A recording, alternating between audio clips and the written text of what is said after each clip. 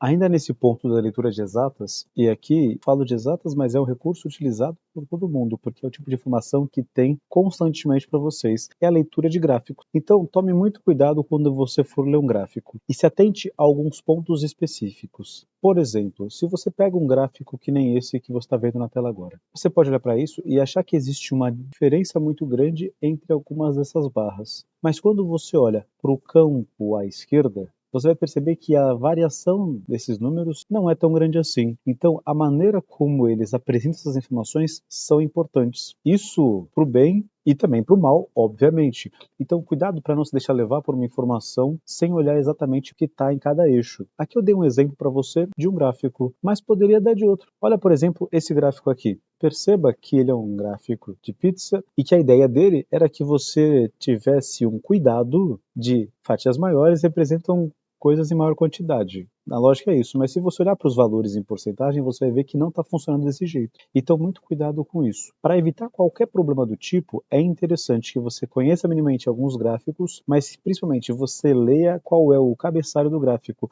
Aquele gráfico se refere a quê? Cada eixo do problema se refere a quê? E quais são as variações que estão sendo colocadas nesses gráficos? Tendo em vista isso, fica um pouco mais fácil de você compreender esses gráficos todos e não se deixar cair em alguns equívocos propositais. Propositais, é claro, por aqueles que criaram isso para divulgar algum tipo de informação. Num tempo em que a divulgação de informações acontece por qualquer um, de qualquer maneira, é importante que você saiba tomar um cuidado e peneirar quais são as informações importantes. E para isso, se atentar a esses pontos é fundamental. Exemplo, um gráfico que nem esse. Ele está falando sobre o quê? Bom, essa pista você vai encontrar olhando para cá.